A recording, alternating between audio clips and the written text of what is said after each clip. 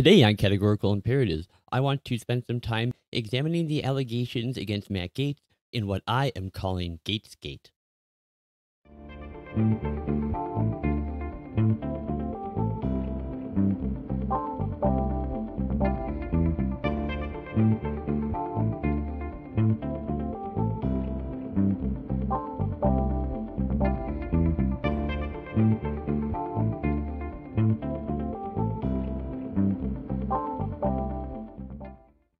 Hey, greetings and welcome back once again to Categorical Imperatives.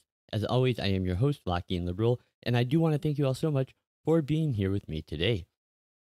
Now, if you are new to the program, I want to welcome you. This is a podcast where we are going to be using legal theory and moral philosophy to discuss current events related to law, politics, and culture.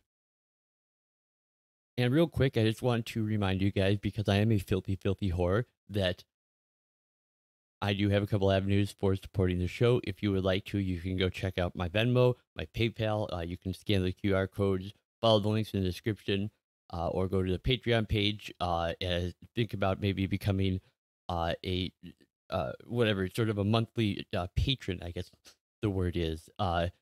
So anyway, yeah, if you got a few bucks and you like the show and you want to help out, check those out. If not, that's cool. Anyways, so today we are going to be talking about Matt Gaetz, and this isn't going to be a very long video at all. There's a couple reasons I wanted to do this. The first is because I came up with the name for Gaetzgate, which I thought was just way too fucking clever to not do something with. But then the other thing too is that this does touch on what I try and talk with you guys here about as much as possible, which is an understanding and knowledge of the law. And I think it's really important that people understand that a lot of the ways they think about the law or they picture it is I think a lot of it they really get off of TV almost, like I think they watch like they kind of watch Law and Order and they think that's how this all really works. And so and you can see this with the Matt Gaetz thing because they're calling him a child sex trafficker, and the allegations as charged. The only reason they're calling it that is because they're talking about he may have transported a minor across state lines for sex, and there's this weird thing with transport across state lines that everyone has this thinks is this big deal. And we saw this with the Kyle Rittenhouse case too. Everybody was latching onto this idea that, well, this kid traveled with his AR-15 across state lines to Wisconsin. And they don't really realize why that line is at all important. And I mean, that all goes back to the way that the Commerce Clause in the Constitution has really taken over everything in our lives. And so because government has used that, as soon as they say something is involved in commerce in more than one state, then it's interstate commerce, and then the federal government can control it and do whatever it wants with it. And so people have latched onto this, and now anytime they hear anything about someone cross state lines with something, they assume that the crossing of these state lines is itself a big deal, and it's not. It's not. It's only a big deal if you are doing it engaged in certain types of commerce. So, like with Kyle Rittenhouse, I mean, he crossed a state line with a gun that was legally his to own. There's no problem. I mean, what he did was stupid. But it wouldn't have been any less bad if he would have just, done the same thing at a protest in Illinois, in the state he lived in. But yeah, it's just people have this really strange conception that this phrase across state lines has some big important meaning. And the only meaning it has is the one that the government has given it as a way for them to sort of get their fingers into every single pie they possibly can. And so you're hearing people talk about child sex trafficking, and they're all just holding on to this this whole thing about transporting a minor across state lines as though that's child sex trafficking. So that's what I want to talk about here today. And it just, yeah, I certainly don't want to defend Matt Gaetz. He is, uh, yeah, he is a fucking clown. I don't like the guy. He is what we Germans would describe as a Backpfeifengesicht, which is a face looking for a fist. Um, and actually, one of my first videos was just going to town on Matt Gaetz. Now that I think about it, I just remember this. That was after the State of the Union address when Nancy Pelosi did that stupid childish thing and she ripped up Trump's speech. And then I was going to make a video about that. And then the next morning, I saw a video of some Republican clown I'd never heard of before getting on the air and talking about how what Nancy Pelosi did was a federal offense and a federal crime. And that guy was Matt Gaetz. And so he has pretty much been a putz and a clown and a bitch pretty much his entire time in Washington so far, it seems like. But so I don't really want to defend him, but I want to defend a proper understanding of the law, which is why I'm making this video. And that's what I do here. I try to make law accessible to lawyers and non-lawyers alike. That's the big thing. And even when it falls outside of my usual area, which is constitutional law, I still like to do it when I can. So anyways, I just want to, I have a very short episode here for you today. And I just want to take a few minutes and explain to you guys why when you hear people talking about Matt Gaetz is a alleged child sex trafficker, why you should not take that person seriously and, if possible, mock them to their face. So basically, last Tuesday night, I believe it was, the New York Times had alleged in an article that Matt Gaetz, who, as we all know, is a Republican representative from the state of Florida, which, of course, every bad thing that happens in Florida or comes from Florida, it seems like.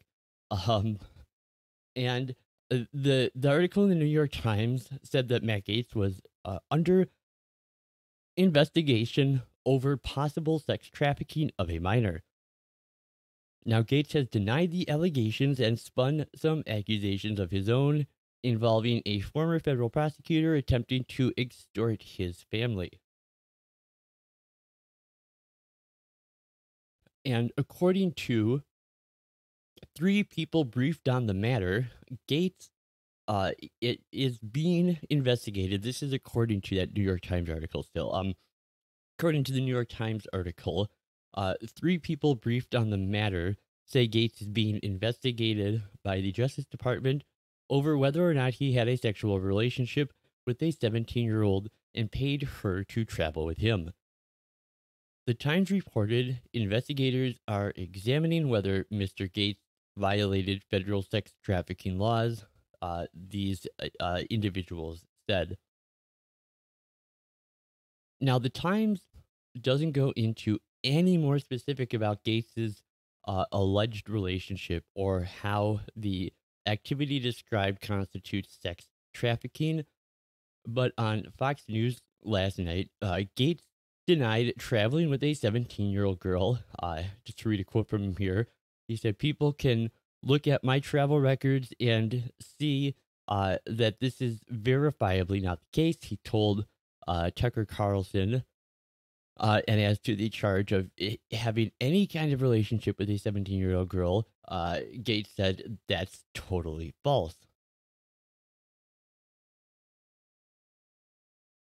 So, for more than a decade, sex trafficking has really occupied a central place in our sort of modern crime, panic, and fear of child safety that always seems to be going on in this country in one form or another. I mean, in the 1980s, it was the Satanic Panic, and then I think in the 1990s it was child abductions, and for a while now, the big thing has been child sex trafficking, and to the extent it exists, it's an awful thing. Don't get me wrong. I don't mean to make light of it, but it's just it really is a panic that is uh, really over worried about as far as the extent to which this is actually going on. But anyways, so as I was saying, for more than a decade, sex trafficking has occupied a central place in modern crime, panic, and fears for child safety, and to many, it conjures essentially images of an abduction, a smuggling across borders, a confinement, and physical violence. As a legal matter, it needn't actually involve any of those things, though. No matter which version we go by, however, it is hard to see how the conduct alleged in this case, excuse me, uh, while it is certainly morally suspect and quite possibly a violation of some criminal laws, how this could qualify as child sex trafficking.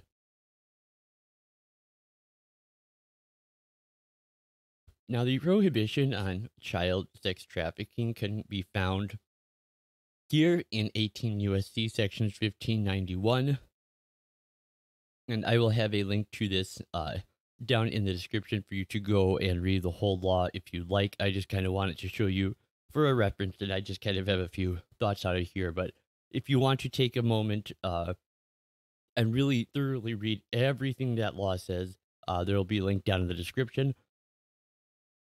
But anyways, so the federal prohibition on sex trafficking that is outlined there in 18 USC section 1591 specifically relates to commercial sex, which specifically means prostitution, involving force, fraud, or coercion, and or people under 18. Now, it was passed in 2000 and expanded every few years since.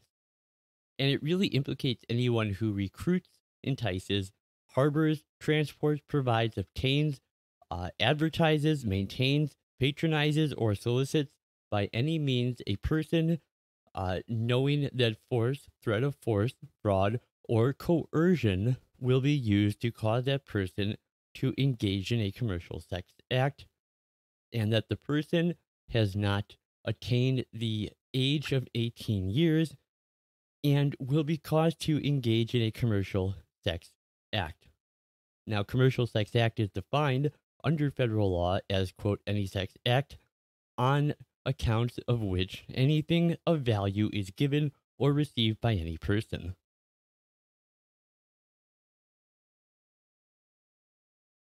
Now, some have argued that if Gates paid for someone who he was having sex with to travel with him, that this constitutes commercial sex. But the key thing is, when it comes to commercial sex acts, whether we're talking about activity between consenting adults or an activity that would qualify as criminal sex trafficking, is that any payment must be made in exchange for sex specifically. Now, the payment needn't be a direct monetary exchange, but it must be a quid pro quo for sex. So, if two adults go on a trip together, one of them pays for a plane ticket and hotel room, and the pair winds up having sex, that is not considered commercial sex. Nor is it commercial sex if someone buys a date dinner or some sort of gift, and later that night the pair hooks up. Obviously, if an adult pays for a 17-year-old to travel with them and no sexual activity takes place, that is not commercial sex either. But what about the activity specifically alleged here? An adult paying for a 17-year-old to travel with him and also engaging in a sexual relationship with her. This certainly could run afoul of a number of criminal laws. However, prosecution for child sex trafficking seems unlikely unless it could be proven that paying for the girl's travel was explicitly conditioned on her engaging in the sexual activity, or that the money or something else of value was specifically promised to her in return for the sexual acts. So saying that what Gates is accused of isn't child sex trafficking does not mean his perfectly fine behavior for a member of Congress or that it shouldn't be condemned. But our modern tendency to describe any and all morally suspect and or criminalized sexual activity as sex trafficking leads us to uh, not so much to moral righteousness as much as it does to moral panic. And this is really exactly how we get masses of people who will begin to believe these insane conspiracy theories like those that we see spread around by QAnon, for example, in which the highest levels of government and business are supposedly controlled by child sex traffickers who harvest children's blood. It's how we get oodles of nonsensical Facebook memes about traffickers trailing people around supermarkets.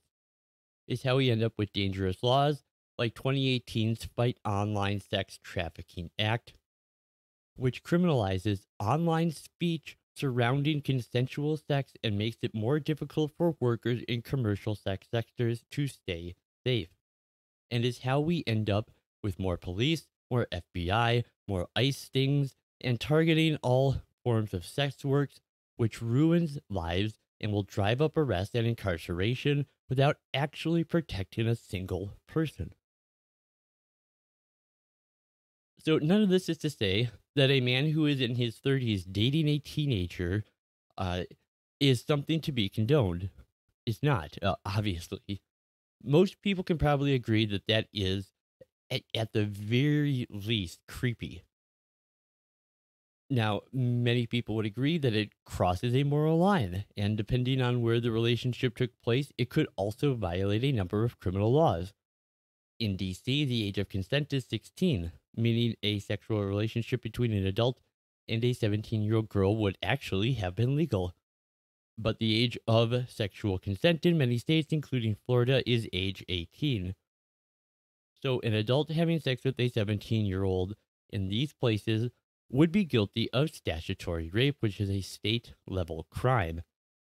And if state, country, or territorial lines were crossed, prosecution under a federal law known as the Mann Act is also possible.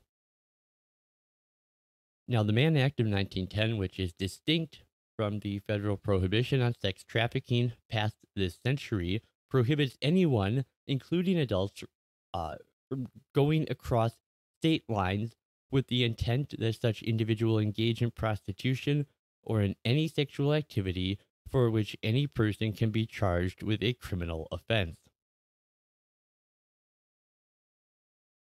Now, this law, which once banned helping someone cross state lines for anything labeled quote unquote debauchery or immoral purposes, really has a very dark history of being used against interracial couples, against LGBTQ people, against immigrants, immodest women, and others whom authorities consider de facto suspects.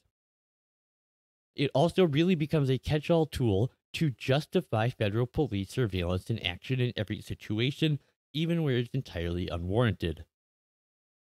Today, it is still used in cases where no force, fraud, coercion, or minors are involved and can be leveled against adult sex workers who travel in pairs or aid each other with travel plans. Now, in addition to crossing borders for prostitution purposes, the Mann Act also bans an array of other acts, some involving minors and some not. One section bans the transportation of minors across state lines with intent that the individual engage in prostitution or in any sexual activity for which a person can be charged with a criminal offense.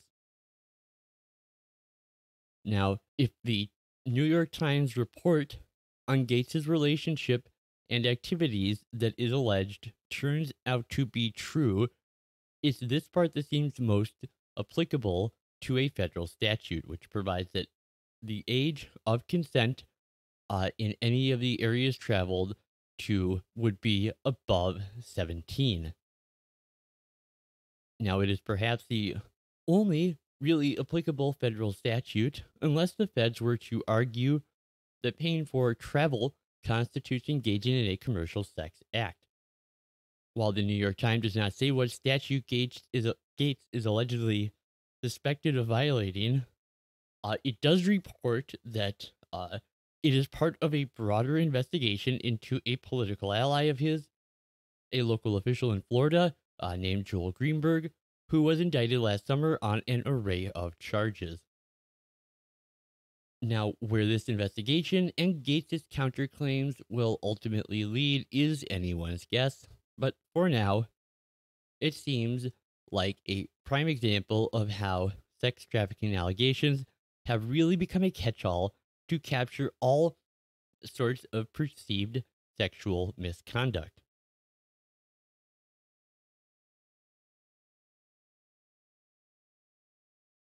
Well, that is really all I have for you guys here today. Thank you so much for tuning in to Categorical Imperatives. I hope you enjoyed the show.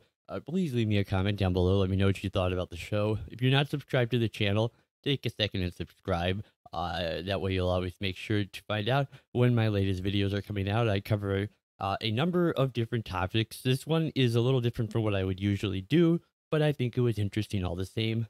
Um, and what I would ask is please start using the phrase Gaetzgate to talk about this scandal because I really want to get that going. I want to make that the official name here. I think it's just it's too clever not to. So yeah, anyways, with that, I have been Lockean Liberal, and this has been Categorical Imperatives.